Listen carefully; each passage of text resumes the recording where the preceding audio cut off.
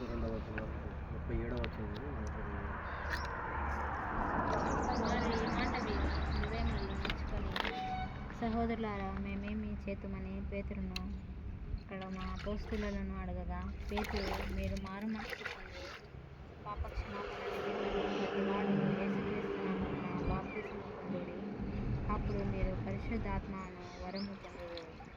ఈ వాగ్దానము మీకును మీ పిల్లలకును దూరస్తులందరికీ అనగా ప్రభు అయిన మన దేవుడు తన యొద్దకు పిలిచి వారందరికీ చెందినని వారితో చెప్పెను. ఇంకను అనేక విధములైన మాటలతో సాక్ష్యమిచ్చి మీరు మూర్ఖులను ఈ తరము వారికి వేరై రక్షణ పొందుడని వారికి హెచ్చరించెను.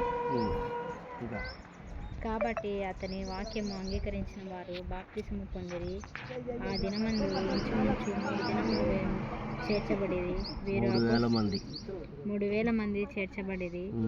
వీరు అపొస్తలులను బోధయందును సహవాసమందును రొట్టె విరుచుట ఎందును ప్రార్థన చేయుట ఎందును ఎడతెగక ఉండేది. ఈ మాటలో ఉన్న అంతర్యం ఏంటంటే, బాప్తిసం పొందుతున్నటువంటి మనం అందరం కూడా ఒకటి దేవుని యొక్క వాగ్దానాన్ని స్వతంత్రించుకుంటున్నాం. ఆ వాగ్దానం స్వతంత్రించుకోవడం ఎప్పుడు వస్తుందంటే బాప్తిసం పొందినప్పుడు. బాప్తిసం అనేది ఒకటి ప్రాముఖ్యమైన విషయం ఏంటంటే, మూర్ఖులకు ఈ తరం వారికి వేరై రక్షణ పొందేటువంటి అనుభవం. అంటే బాప్తిసం అనేది ఒక రక్షణ కార్యం. మూర్ఖులకు ఈ తరం వారి కంటే ఈ లోకంలో ఉండేటువంటి ప్రజలు మూర్ఖంగా మాట్లాడతారు, మూర్ఖంగా ఆలోచన చేస్తుంటారు. సో వాళ్ళకి ఆలోచన నుంచి మనం రక్షణ పొందుతున్నాం.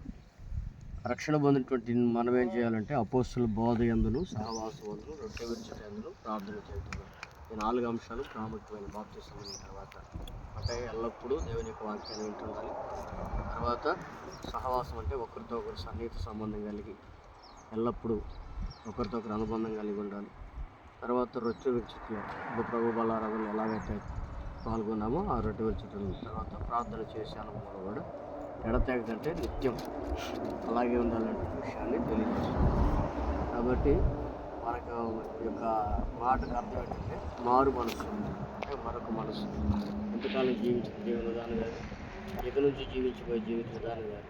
అంటే ఇప్పుడు నువ్వు వాక్యానుసారంగా గమనిస్తే లోకానుసారంగా చనిపోతున్నావు. క్రీస్తునందు బ్రతుకుతున్నావు. అర్థమైందా? లోకానుసారంగా చనిపోయి క్రీస్తునందు బ్రతుకుతున్నావు. ఇప్పటి నుంచి నీలో కొన్ని లక్షణాలు చనిపోవాలి. ఏంటంటే కోపము, ఆవేశం, లేకపోతే ఏమైనా లోక లక్షణాలు ఉంటే అవన్నీ కూడా చనిపోవాలి. చనిపోయి క్రీస్తులో నూతనంగా బ్రతకాలి. అదే సమయంలో అలంకార విషయంలో కూడా అలంకార విషయంలో సాధువైన మృదువైన స్వభావం కలిగి అక్షయమైన అలంకారం ధరించుకోమని తెలియజేస్తాం. అక్షయమైన అలంకారం అంటే పాడైపోయింది. ఇప్పుడు నువ్వు ఆ వాళ్ళు ధరించుకున్న అలంకారం అంతా క్షయమైపోయేది, అంటే పాడైపోయేది, ఎప్పటికైనా పాడైపోతుంది. కానీ అక్షయమైన అలంకారం అంటే సాధువైన స్వభావం, మృదువైన స్వభావం. అతను కానీ భర్తను కానీ తల్లిదండ్రులను కానీ సేవకులను కానీ ఇరుగు పొరుగు వారిని కానీ గౌరవంగా మాట్లాడడం అలంకారం. ఆ అలంకారాన్ని నువ్వు ధరించుకోవాలని వాక్యాన్ని తెలియజేస్తుంది. కాబట్టి ఇక మీదట నువ్వు ఆ రకంగా జీవించాలని దేవుడు నీ దగ్గర నుంచి కోరుతున్నాడు. కాబట్టి నువ్వు ఆ విధంగా జీవించగలుగుతావా? దేవుడు దీనికి సాక్ష్యం. ఇక్కడ కూర్చున్నటువంటి వాళ్ళందరూ కూడా దేవుని నీకు ఆ మాటలుగా దేవుని యొక్క వాక్యానికి సాదృశ్యంగా సాక్ష్యం ప్రార్థన చేస్తున్నాం.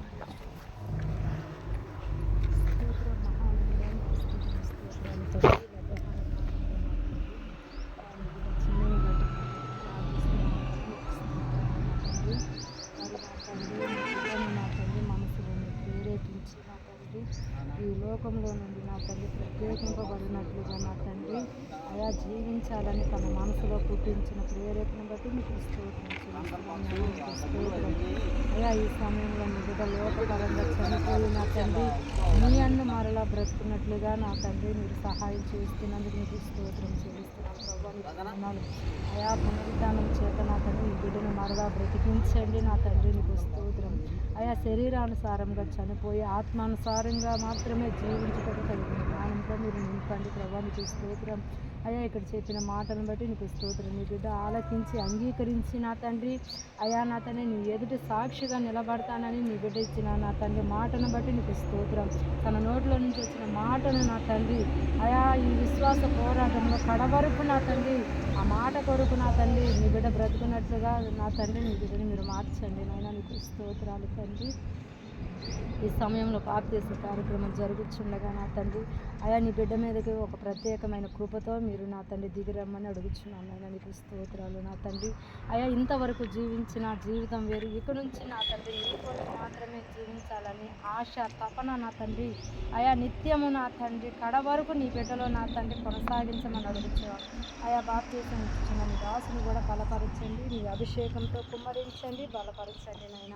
అయా ఇక్కడ కూడి ఉన్న ప్రతి ఒక్కరు కూడా నా తండ్రి ఈ బాప్తీస కార్యక్రమం జరుగుతుండగా నా తండ్రి అయా నీ బిడ్డ ఇచ్చిన సాక్ష్యాన్ని బట్టి సాక్షులుగా ఉన్నాము నాయన. నీకు స్తోత్రం అయా నా తండ్రి. మహాకృపతో నీ బిడ్డను నింపి బలపరిచి కడ వరకు నీ కృపలో నీ విశ్వాసమును సాగించి సహాయం చేయమని యేసునామమున అడుగుచున్నాను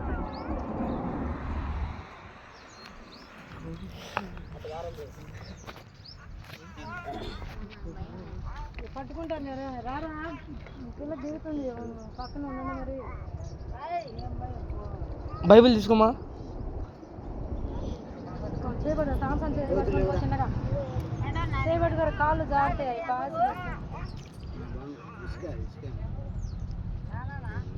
మరి ఇటు వచ్చి ఆ చీర కింద కాళ్ళ సందును పెట్టుకొని కిందకి చిన్నగా దిగు. కెవిన్ ఇట పట్టుకోండి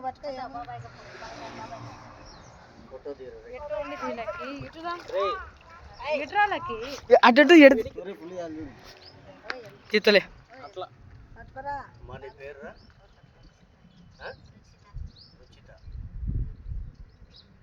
ఇక్కడ నుంచి క్రీస్తుకి నమ్మకం సాక్ష్యంగా జీవించగలుగుతావా? అపోస్తుల ప్రమాణాన్ని విశ్వాసాన్ని నోటితో ఒప్పుకోగలుగుతావా? అలంకారం విషయంలో కానీ ప్రభుత్వాల విషయంలో సహవాస విషయంలో సంఘానికి కుటుంబానికి మాదిరిగా కలుగుతావా? ఉచిత ఇచ్చిన సాక్ష్యాన్ని బట్టి తండ్రి కుమార పరిశుద్ధాత్మ నామంలో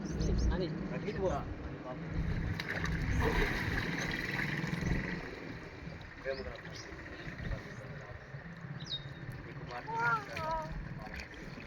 రక్షితగా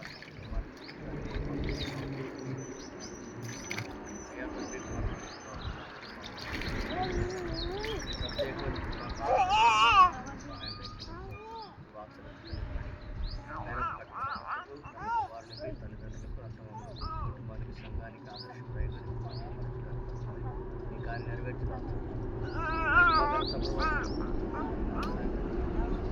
తీసుకొని